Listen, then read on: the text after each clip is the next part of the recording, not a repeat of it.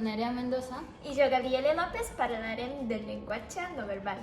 És quan estàs parlant amb una persona dient-li coses i aleshores, imagina't, li dius que estàs content però el teu cos no ho demostra. A vegades el cos no demostra la mateixa emoció que les paraules.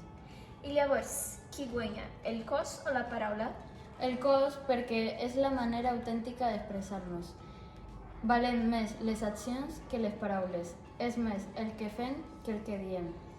Per exemple, si a mi em pregunten com estic i jo dic que bé, però si em veu avorrida, la meva manera d'actuar demostra el que sento tot i que no vulgui demostrar-ho. T'ha passat alguna vegada que no t'hagis cregut algú perquè estava expressant alguna cosa amb el cos diferent del que deia? Sí que m'ha passat, i diverses vegades. Això passa molt quan una persona menteix.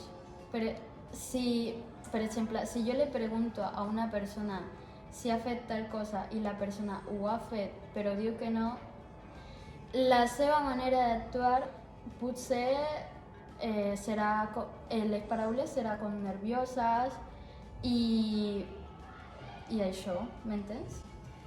Sí, i m'ha passat moltes vegades això, quan els meus pares em pregunten si tinc nòvia, això, i si m'agrada algú. Jo dic que no, però jo començo a somriure, perquè és vergonyós. I pot ser que no m'agrada ningú, i sembla que sí, perquè el tema em deixa avergonyida i amb tensió. Oi que passa molt d'això?